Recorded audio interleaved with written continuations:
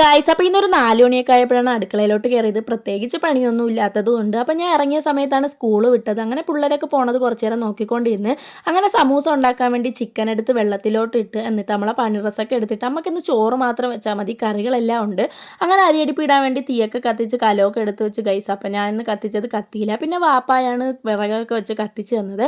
അതിനുശേഷം ആ പാത്രം ചെറുതായതുകൊണ്ട് ചിക്കൻ വേറൊരു പാത്രത്തിലോട്ട് മാറ്റി വെള്ളം ഒഴിച്ച് വെച്ച് എന്നിട്ട് അരിയൊക്കെ കഴുകി നമ്മൾ കലത്തിലോട്ട് അങ്ങ് ഇട്ട് അതിനുശേഷം നമ്മുടെ സമൂസയ്ക്കുള്ള പണി തുടങ്ങി. നമ്മളെ ചിക്കൻ അതിൽ നിന്ന് വേർതിരിച്ച് കുക്കറിലോട്ടിട്ട് കുരുമുളക് പൊടിയും മഞ്ഞപ്പൊടിയും ഉപ്പും കൂടെ ഇട്ട് വേവിക്കാനായിട്ട് വെച്ച് അതിനുശേഷം പിന്നെ അതിൻ്റെ ഫില്ലിങ്സിനായിട്ട് സവാളയൊക്കെ കൊത്തി കൊത്തി അരിഞ്ഞെടുത്ത് അതിനുശേഷം എണ്ണയും വെളുത്തുള്ളിയും സവാളയും കൂടെ ഇട്ട് ഗോൾഡ് നിറത്തിൽ വഴറ്റിയെടുത്ത് അതിനുശേഷം മുളക് പൊടി മഞ്ഞപ്പൊടി മല്ലിപ്പൊടി ഗരം മസാല പെരുംജീരകം ഇതെല്ലാം കൂടെ ഇട്ട് നമ്മുടെ ഫില്ലിങ്സ് റെഡിയാക്കി അതിനുശേഷം നമ്മൾ ഒട്ടിക്കാനായിട്ട് മൈദാമാവ് കുറച്ച് കലക്കിയെടുത്ത് പിന്നെ നമ്മുടെ സമൂസ ഷീറ്റ് എടുത്ത് ഫില്ലിങ് അതിലോട്ട് വെച്ച് റോൾ ചെയ്തെടുത്ത് ഗൈസ്. ജ്യൂസ് അടിക്കാൻ വേണ്ടി എല്ലാം ചെത്തി ജാറിലിട്ടപ്പോഴാണ് ഗൈസ് ഞാൻ ആ സത്യം പറഞ്ഞത് കറണ്ട് ഇല്ലെന്നുള്ള കാര്യം. പിന്നെ അതവിടെ വെച്ചിട്ട് കുക്കുംബറും ആപ്പിളും ചെത്തി ഓറഞ്ച് തൊലിച്ചു വിട്ട് ഗൈസ്. അപ്പം അതെല്ലാം റെഡിയാക്കി വെച്ച് പിന്നെ സമൂസ പിടിക്കാനുള്ള പണിയായിരുന്നു. നമ്മൾ ഉപ്പയിലോട്ട് ടിഷ്യൂ പേപ്പർ വിരിച്ചിട്ട് അതിനുശേഷം നമ്മൾ എണ്ണയിലോട്ടിട്ട് അധികം ഞാൻ മൂപ്പിച്ചില്ല.